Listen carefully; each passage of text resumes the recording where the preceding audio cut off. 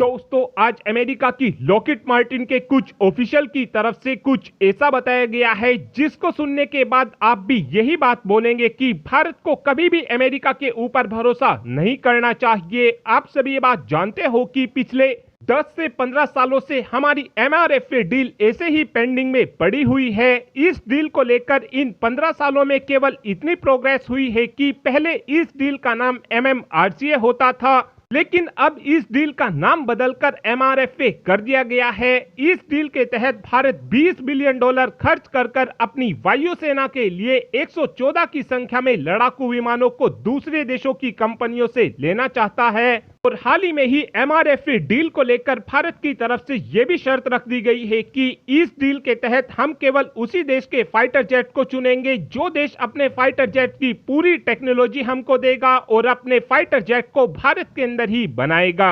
अभी तक MRFA deal में कई देशों ने अपने अलग अलग फाइटर जेट भारत को ऑफर किए हैं। इस डील में रशिया ने अपना MiG-35, Su-35 fighter jet Bharat को ऑफर कर रखा है। वहीं पर स्वीडन ने इस समय अपना Gripen E fighter jet Bharat को ऑफर कर रखा है। ब्रिटेन की तरफ से यूरोफाइटर टाइफून MRFA डील में भारत को ऑफर किया गया है। वहीं पर फ्रांस ने इस डील में अपना रफाल फाइटर जेट भारत को ऑफर कर रखा है। और अमेरिका की तरफ से भारत को अपना F-15EX fighter jet, F-21 fighter jet और हाल ही में ही अमेरिका की तरफ से F-16 फाइटर जेट भी भारत को MRFA डील में ऑफर किया गया है।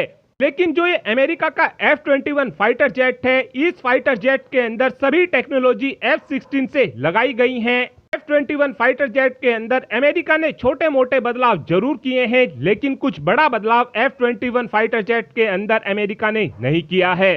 लेकिन हमारे डिफेंस एक्सपर्ट पहले ही ये बात बोल चुके हैं कि अब हमको MRFA डील में 4th जनरेशन और 4.5 जनरेशन के फाइटर जेट को ना लेकर सीधे ही 5th जनरेशन के फाइटर जेट को लेना चाहिए। ऐसा हमारे डिफेंस एक्सपर्ट की तरफ से इसलिए बोला जा रहा है क्योंकि 2030 तक पाकिस्तान के पास 100 की संख्या में स्टेल्थ फाइटर जेट आ जाएंगे जो इनको चाइना और तुर्की प्रोवाइड करेगा। इसीलिए ही हमारे डिफेंस एक्सपर्ट की तरफ से बोला जा रहा था कि अब हमको तुरंत ही अमेरिका से F-35 फाइटर जेट को खरीद लेना चाहिए, तभी जाकर हम अपने दोनों ही दुश्मन देशों को टक्कर दे पाएंगे। लेकिन अब ऐसा बिल्कुल भी नहीं होने वाला है क्योंकि हाल ही में ही लॉकहीड मार्टिन के कुछ ऑफिशियल की तरफ से बोला गया है कि हम भारत को F-35 फाइटर जेट का एक्सपोर्ट बिल्कुल भी नहीं करेंगे। वहीं पर इस समय रशिया को देखा जाए तो रशिया की तरफ से बार बार भारत को बोला जा रहा है कि हम भारत के साथ मिलकर Su-75 चेकमेट को बनाने के लिए पूरी तरीके से तैयार हैं।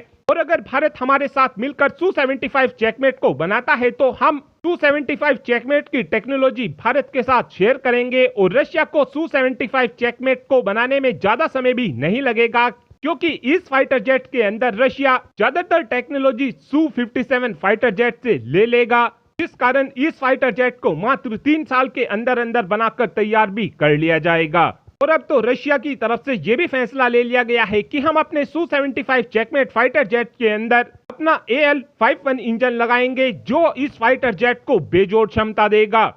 और अब आप भी कमेंट कर बता सकते हैं कि क्या हमको रशिया के Su-75 चेकमेट की ओर जाना चाहिए या फिर आपका ये मानना है कि अभी हमको हमारे MK का ही वेट करना चाहिए। इस बात का आंसर आप कमेंट बॉक्स में दे सकते हैं। Thanks for watching this video. Have a good day.